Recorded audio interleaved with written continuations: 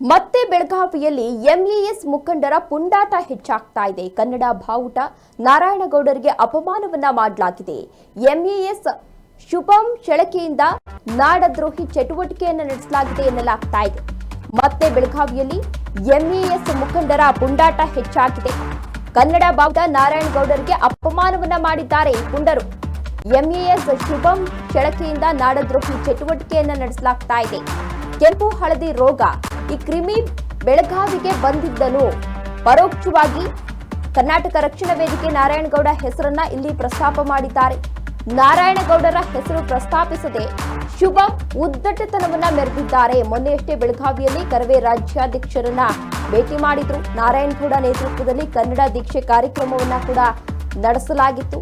ನಾರಾಯಣಗೌಡ ಹೇಳಿಕೆಯನ್ನ ಉಲ್ಲೇಖಿಸಿ ವಿಡಿಯೋವನ್ನ ಇದೀಗ ಬಿಡುಗಡೆಯನ್ನ ಮಾಡಿದ್ದಾರೆ. ವಿಡಿಯೋ ಬಿಡುಗಡೆ ಮಾಡಿ ಎಂಇಎಸ್ ಮುಖಂಡ ಶುಭಂ ಶೆಳಕೆ ಒಂದು ವಿಡಿಯೋವನ್ನ ಬಿಡುಗಡೆ ಮಾಡಿ ಇದು ಕನ್ನಡಿಗರಿಗೆ ಅಂದ್ರೆ ಕನ್ನಡಕ್ಕೆ ಈಗ ಅಪಮಾನವನ್ನ ಮಾಡಿರುವಂತದನ್ನ ಗಮನಿಸ್ತಾ ಇರಬಹುದು. ಬೆಳಗಾವಿಯಲ್ಲಿ ಪದೇ ಪದೇ ಕನ್ನಡಿಗರ ಮೇಲೆ ಅಪಮಾನವನ್ನ ಮಾಡಲಾಗ್ತಾ ಇರುತ್ತೆ. ಇದೇ ಮೊದಲ ಬಾರಿ ಏನು ಕನ್ನಡಿಗರಿಗೆ ಅಪಮಾನವನ್ನ ಮಾಡಿರಲ್ಲ, ಪದೇ ಪದೇ ಮಾಡ್ತಿರ್ತಾರೆ. ಈ ಹಿಂದೆ ಕನ್ನಡ ಮಾತನಾಡಿಲ್ಲ ಅನ್ನೋ ವಿಚಾರಕ್ಕೆ ಸಂಬಂಧಪಟ್ಟಂತೆ ಅಂದ್ರೆ ಕಂಡಕ್ಟರ್ ಪ್ರಶ್ನೆ ಮಾಡ್ತಾರೆ ಕನ್ನಡ ಮಾತಾಡಿ ಅಂತ.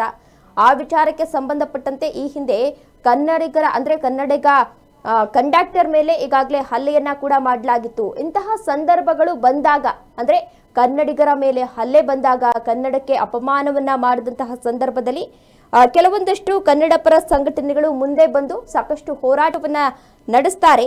ಇದೀಗ ಎಂಇಎಸ್ ಮುಖಂಡ ಕರವೇ ನಾರಾಯಣಗೌಡರು ಏನಿದ್ದಾರೆ ಅವರಿಗೆ ಜೊತೆಗೆ ಕನ್ನಡ ಬಾವುಟಕ್ಕೆ ಅಪಮಾನವನ್ನ ಮಾಡಿದ್ದಾರೆ. आणि त्याचं नाव आहे लाल पिवळा नारू.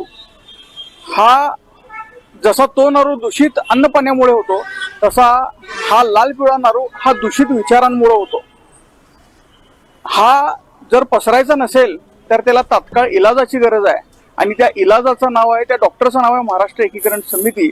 आणि त्या डॉक्टरकडे जाऊन मराठी स्वाभिमान नावाची लस घेतला तर हा नारू पसरण्यापासून थांबतो.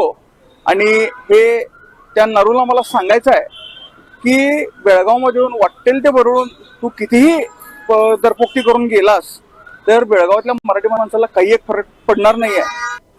नारू हा एक रोग आहे.